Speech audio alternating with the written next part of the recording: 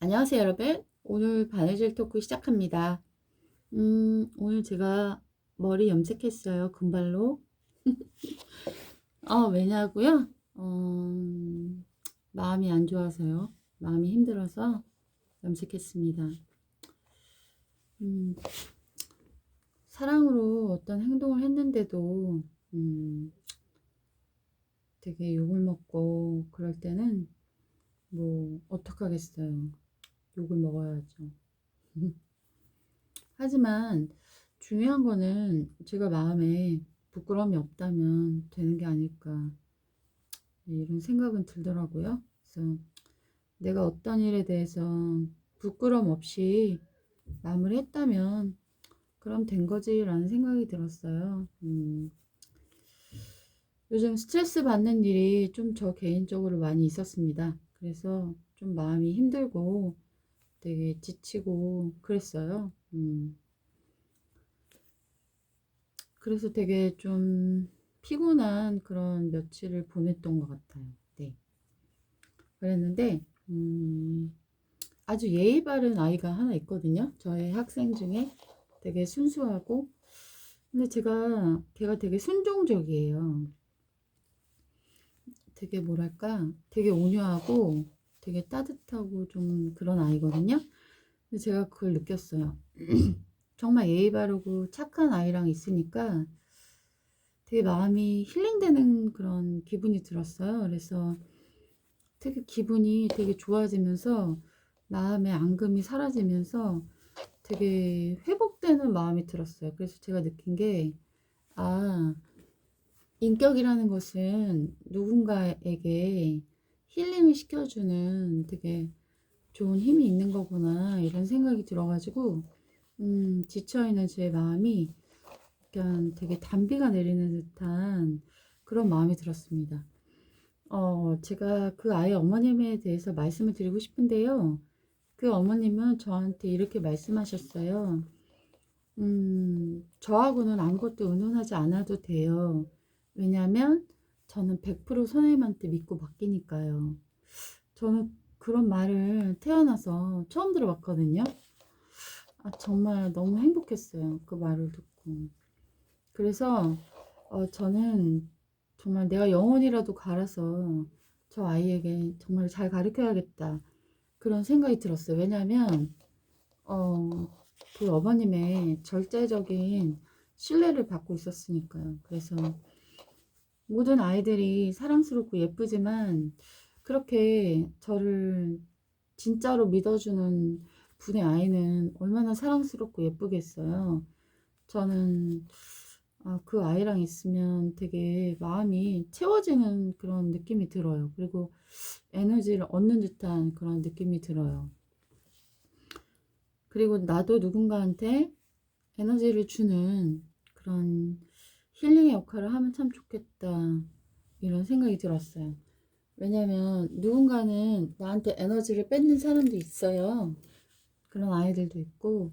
하지만 누군가는 나한테 에너지를 주는 사람도 있잖아요. 그런 것처럼 저도 누군가한테 에너지를 뺏는 사람이 되지 말고 에너지를 주는 사람이 되면 참 좋겠다, 이런 생각이 들었어요. 음. 여러분 오늘 혹시 스트레스 받으셨나요? 피곤하셨나요? 억울하고 눈물이 나셨나요? 음, 하지만 사람 인자는 서로 맞대고 있는 모습을 보여주고 있잖아요. 그래서 우리는 사람한테 상처를 받기도 하지만 또한 사람한테 치유를 받기도 하는 그런 존재가 아닌가, 이런 생각이 듭니다. 제가 자주 가는 구제 옷가게가 있는데 그 구제 옷가게에서 일하시는 파트타이머께서 저를 되게 마음에 들어 하면서 전화번호를 주고 막 친구를 하자고 막 그러셨어요. 그리고 막 커피도 막 타주면서 가게 들어와서 얘기하고 가자고 막 그렇게 그러셨거든요. 그래서 저는 그분이 저의 친구가 된 거라고 생각을 했어요. 그래서 오늘 조금 시간적 여유가 있어서 그 가게를 찾아갔어요. 그러면서 놀러 왔습니다, 그렇게 말을 했는데, 놀러 와요? 그러더라고요. 그래서 네? 그랬더니 나 바빠요. 나 지금 할 일이 많고요. 구경하다 가세요, 이러시는 거예요. 그래서 되게 좀 놀래갖고 당황하고 그래서 그냥 나와버렸거든요. 아마 그 가게를 다시는 안 갈 것 같아요. 근데 저는 제가 느낀 거는 그분을 욕하고 싶어서 그런 게 아니라 왜 사람이 그렇게 금방 돌변하지? 그런 생각이 들었어요. 사람들이 돌변하는 게 되게 좀 무섭다 이런 생각이 좀 들었거든요. 왜 잘해주다가 어느 날은 정말 너무 심하게 차갑게 돼야지? 좀 되게 당황스럽더라고요. 근데 오늘 제가 미용실에서 머리를 3시간 동안 했거든요. 근데 그 중에 어떤 분이 계셨는데, 저희하고 너무 대화를 잘하는 거예요. 미용사 언니하고는 제가 원래 좀 친하거든요. 근데 너무 대화를 막 우리 둘이 대화하고 있는데 막 끼어드시면서 막 나중에는 막 저랑 원바이원 막 너무 대화를 많이 하셨어요. 그리고 막 정말 입에 막 젤리까지 넣어줄 정도로 막 엄청 그렇게 대해 주셨거든요.